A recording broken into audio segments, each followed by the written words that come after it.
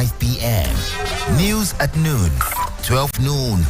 News from across the states, 4 p.m. And our major news at 6 p.m. Citizen FM 93.7. Always precise in news broadcast. This is 93.7 Citizen FM, Abuja. Good evening and welcome to Citizen FM News. I am Didi and first, the highlights. President Buhari hails Nigerian military power. Federal government files 9 new charges against Nnamdi Kanu.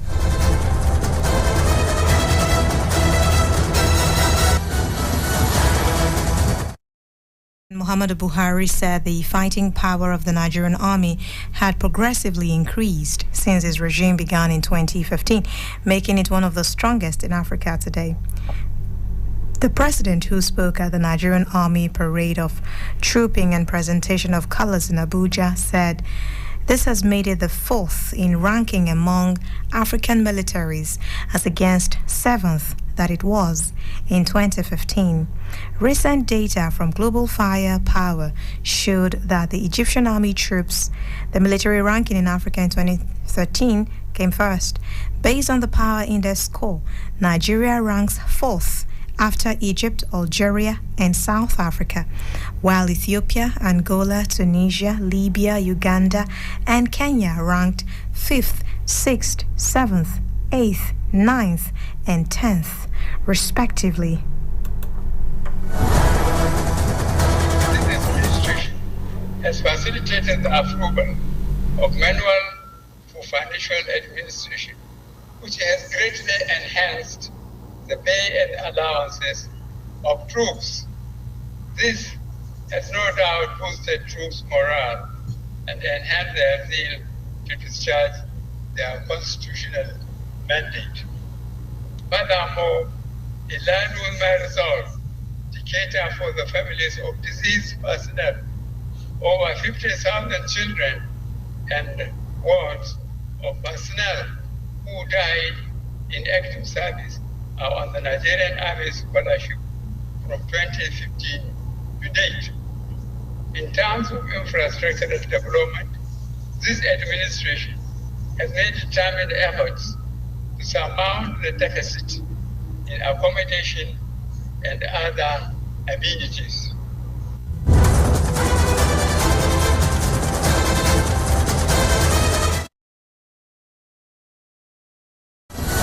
The Supreme Court has granted leave to the federal government to bring 9 new grounds of appeal against the release of pro-Biafra agitator Nnamdi Kanu. A 5-member-led panel by Justice John Okoro granted the leave on Thursday while ruling on the motion by the counsel to the federal government, Mr. Tijani Ghazali. The Apex Court also granted leave to the federal government to include these 9 new grounds as part of its amended notice of appeal dated 28th of October 2022. At the resumed hearing, counsel to Nnamdi Kanu Michael Zekome informed the court of his motions seeking for bail of his client and another seeking for his transfer to the Kuje Correctional Facility to get proper medical attention, citing his failing health at the custody of the Department of State Service. The Attorney General of the Federation, Abubakar Malami, has appeared before the House of Representatives ad hoc committee investigating the alleged loss of over $2.4 billion in unremitted oil revenue. The revenue is from the illegal sale of 48 million barrels of crude oil export from 2014 till date.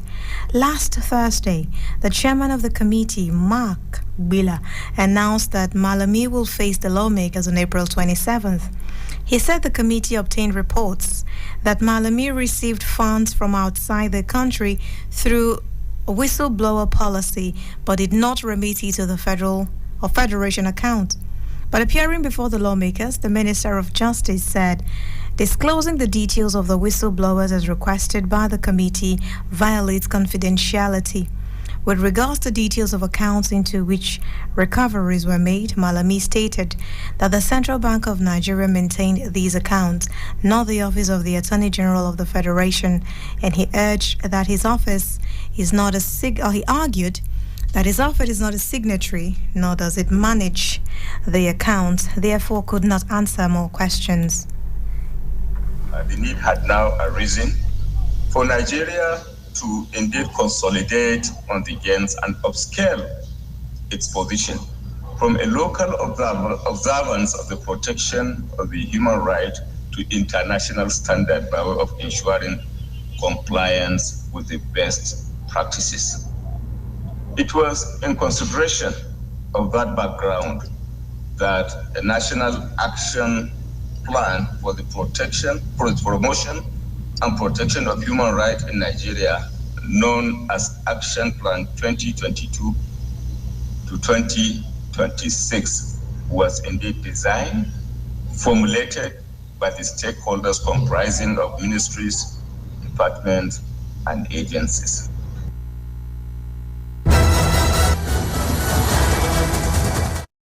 Federal Executive Council has approved Action Plan 2020 to 2026 with the aim of advancing Nigeria's position in the observance of international best practices of human rights. The Attorney General of the Federation and Minister of Justice, Abubakar Malami, disclosed this on Wednesday after the council meeting presided over by President Muhammadu Buhari. According to him, no government has observed human rights in its dealings with Nigerians like the Buhari administration, noting that the approval was based on the Memorandum on Policy relating to human rights, which he presented to the council. The AGF recalled that 130 million naira was awarded to the family of Apo 6 by the court, even though the case predated the administration. Malami also pointed out that no single journalist died during the administration as a result of human rights abuse or violations. The need had now arisen for Nigeria to indeed consolidate on the gains and upscale its position from a local observance of the protection of the human right to international standard by way of ensuring compliance with the best practices. It was in consideration of that background that a national action plan for the promotion and protection of human rights in Nigeria, known as Action Plan 2022 to 2026, was indeed designed, formulated by the stakeholders comprising of ministries, departments, and agencies.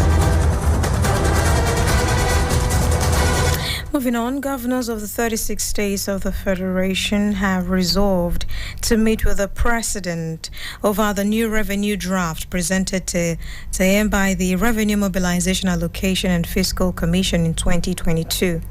Chairman of the Nigeria Governors Forum and Governor of Sokoto State, Aminu Tambuwal, has said, the meeting, according to the outgoing governor, is to plead with the Commander-in-Chief to present the new draft formula to the National Assembly before May 29, 2023, when the new government will take over the reins of power.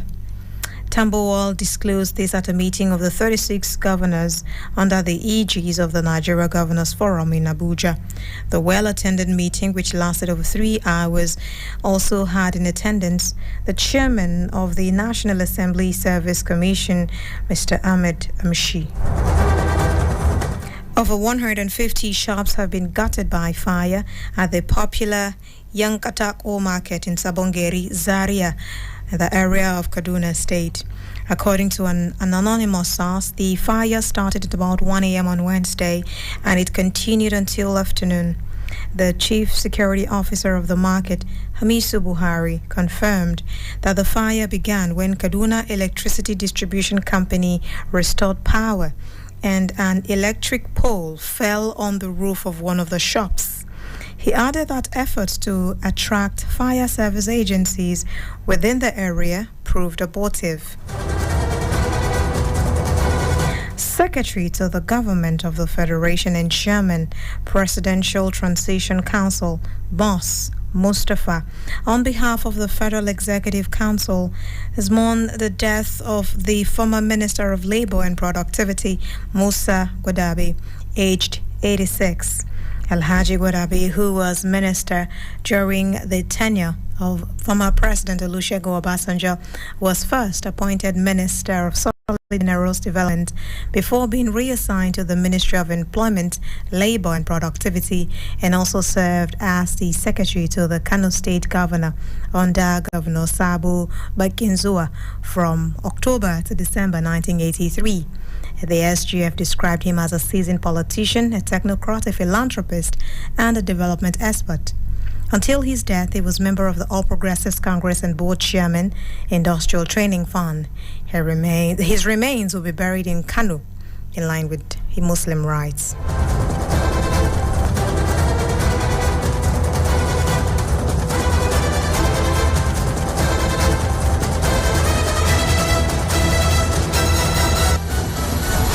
You're listening to Citizen FM 93.7 News at 6. And now to stories on the foreign scene. South Korean President Yoon Suk Yeol has met with his U.S. counterpart Joe Biden at the White House, a rare state visit that comes as the two nations seek to confront common concerns. The event is only the second state visit to the U.S. of a foreign head of state during the Biden administration, following a trip by President Emmanuel Macron of France in late 2022. It is an important economic partner, but so too are Germany, Canada, Japan and Mexico, all of whom rank above South Korea in terms of overall U.S. trade. Our mutual defense treaty is ironclad, and that includes our commitment to extended deterrence, and that includes the nuclear threat. Our two countries have agreed to immediate bilateral presidential consultations in the event of North Korea's nuclear attack and promised to respond swiftly, overwhelmingly, and decisively using the full force of the alliance, including the United States nuclear weapons. And now to sports news. Interim Tottenham manager Ryan Mason says he expects a reaction from his players following Sunday's 6-1 Premier League defeat at Newcastle United. Christian Stellani, who was also interim boss, was sacked on Monday and Mason appointed for a second time. 6th place Spurs host 4th place Manchester United on Thursday, aiming to avoid a third successive league defeat. Obviously Sunday was disappointing for us, and I would hope and expect that there is a reaction from not only the players but from everyone in this building and everyone involved in the club as well. They've had a relatively good season. They've won a trophy, which is important for any big club. So we understand it's gonna be a difficult match, but ultimately we're at home and we have full belief that we can get a positive result. Manchester United are unbeaten in 7 midweek Premier League matches this season, winning 5 and drawing 2. United are seeking to win 4 consecutive top-flight matches without conceding in a season for the first time since between February and March 2013 under Sir Alex Ferguson. Eric Ten Hag's side have lost all top 5 flight away fixtures, with teams currently in the top 7 this season conceding 21 goals in the process. It's obvious, and they had really bad defeat, and of course then they are mad, and that can be fuel for bounce back. But as I said, but it's about us, and opponent can never be more hungry as we, and that is how we have to prepare the game, and so make sure tomorrow we are ready to go front foot and be dominant and dictate the game.